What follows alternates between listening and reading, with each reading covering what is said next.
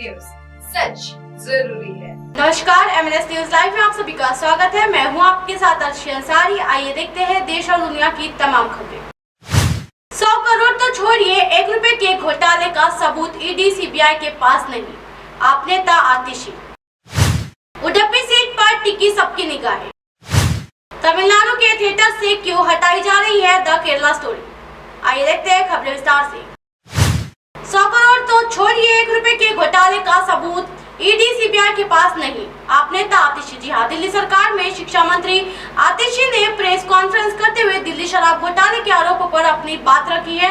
इस दौरान उन्होंने कोर्ट के फैसले का हवाला देते हुए बीजेपी पर भी हमला बोला है। जी हाँ, उन्होंने कहा है कि पूरी छानबीन से इतना साबित हो गया है कि सीबीआई ईडी ने चौथी पास राजा के दबाव में आकर गवाहों को मारपीट कर उन पर दबाव डालकर झूठे बयान दिए। उन्होंने कहा कि इसलिए तथाकथित शराब घोटाले के 3 प्रमुख गवाहों ने अपने बयान वापस ले लिए थे, कहकर कि ये उनके से मारपीट हुई, उन पर दबाव बनाया गया है। जी हाँ, आतिशी ने यह भी कहा कि जो आरोप बीजेपी के नेता और प्रवक्ता अपनी प्रेस कॉन्फ्रेंस में लगाए, वही सीबीआई और ईडी की चार्जशीट में आ गए हैं। आतिशी ने शराब घोटाले से जुड़े हर हवालों का जवाब दिया है और कई बातों में कई दावे किए गए हैं। शराब घोटाले में सीबीआई का आरोप है कि घोटाले में 100 करोड़ के किकबैक्स आए और आपने इसे गोवा चुनाव में खर्च किया। जी हाँ, इस पर आतिशी ने कहा कि राउज एवेन्यू कोर्ट ने 85 पेज के ऑर्डर में 2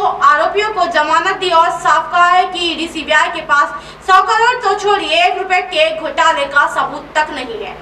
कैसा जादुई घोटाला। जी हाँ, उन्होंने कहा कि कोर्ट के मुताबिक ईडी और सीबीआई ने शराब घोटाले को लेकर एक भी ठोस सबूत पेश नहीं किया है। सिर्फ कुछ लोगों के उल्टे सीधे बयान के दम पर कोई घोटाला साबित नहीं होता है, ना कैश, ना मनी ट्रेल और ना कोई काज का। और भाजपा की ही बताए ये कैसा जादुई घोटाला है।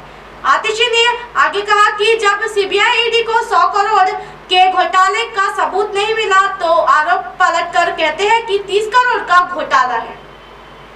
सीबीआई ईडी का नया आरोप है कि राजेश जोशी ने पर्चियों के माध्यम से पैसे गोवा भेजे। इस पर आतिशी ने कहा क्या।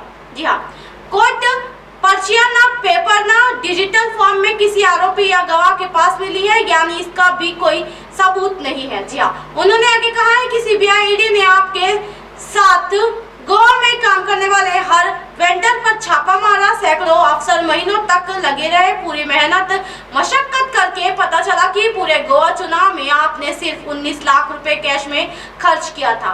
ईडी सीबीआई ने ही साबित कर दिया कि आप देश की सबसे ईमानदार पार्टी है। जी हाँ, आतिशी मारलेना शिक्षा मंत्री दिल्ली सीबीआई ईडी ने फिर कहा कि मनीष सिसोदिया जी ने शराब घोटाले के सबूत मिटाने के लिए 14 फोन तोड़ दिए। हकीकत इसमें से 7 फोन सीबीआई ईडी के पास है और 7 अभी भी प्रयोग में है। अब बीजेपी बताए कहाँ है घोटाला, कहाँ है सबूत। क्या अब आपके प्रवक्ता पूरे देश से आपको बदनाम करने के लिए माफी मांगेंगे।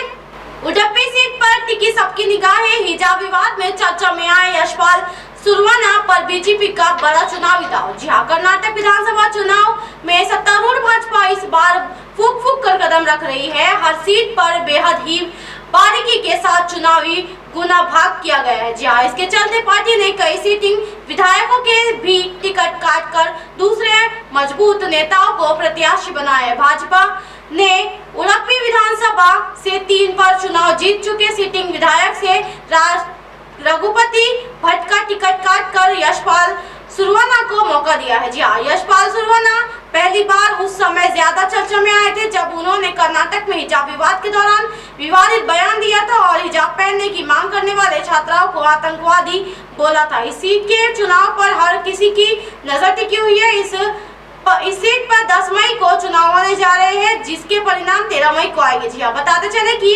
ओबीसी वर्ग के मोकावीरा समुदाय से आने वाले 45 वर्षीय Yashpal Suvarna Udupi government PU girls college की विकास समिति में के उपाध्यक्ष है। हिजाब विवाद के दौरान बड़ी भूमिका निभाई थी और हिजाब के खिलाफ वो सबसे आगे खड़े थे।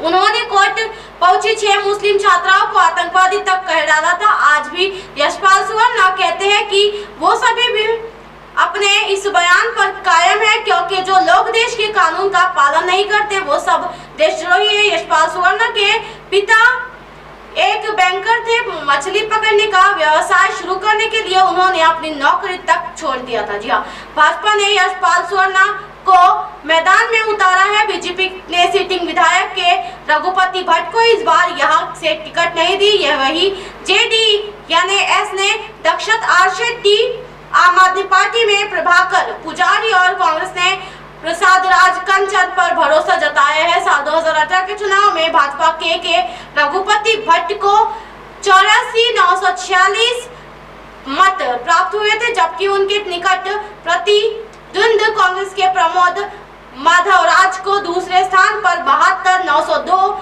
45% वोट मिले थे। दोनों के बीच जीत हार का अंतराल 44 वोटों का रहा था। जी हाँ, तीसरे नंबर पर JDS के विधि गंगाधर भंडारी रहे थे, जिनको मात्र 1361 वोट ही मिल पाए थे। भाजपा के ये रघुपति भट्ट ने 2004 के 2008 के चुनाव में भी जीत दर्ज की थी, जबकि 2013 का चुनाव कांग्रेस के प्रमोद माधवराज ने जीता था। कर्नाटक राज्य में कुल वोटर्स की संख्या 524 करोड़ से ज्यादा है। जी हाँ, कर्नाटक में वोटरों की संख्या की बात करें तो इस बार कुल 5,24,11,557 मतदाता अपने मत का प्रयोग करेंगे। इनमें पुरुष मतदाता 2,63,32,445 और महिला मतदाता 2,60,26,752 है।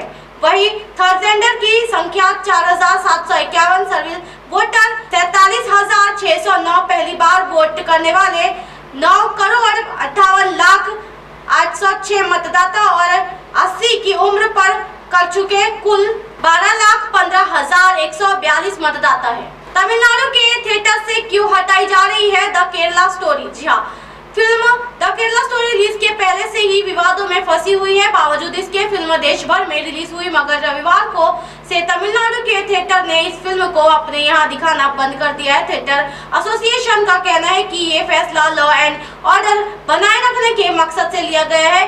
प्लस ये फिल्म सिनेमा घरों की कमाई को भी प्रभावित कर रही है। तमिलनाडु के कुछ थिएटर्स में इस फिल्म के खिलाफ प्रोटेस्ट भी हुए हैं। ऐसे में कई ऑनलाइन टिकट बुकिंग प्लेटफॉर्म्स ने द केरला स्टोरी को अपने चेन्नई लिस्टिंग से हटा दिया। जी हाँ, द केरला स्टोरी को तमिलनाडु के लोकल थिएटर और मल्टीप्लेक्स में नहीं दिखाया जा रहा था। PVR समेत कुछ नेशनल मल्टीप्लेक्स चैनल्स में ही ये फिल्म चल रही है। अब आप हमारे चैनल को आपके मोबाइल पर भी देख सकते हैं। मोबाइल ऐप पर देखने के लिए प्ले स्टोर से MNS news TV app download करें।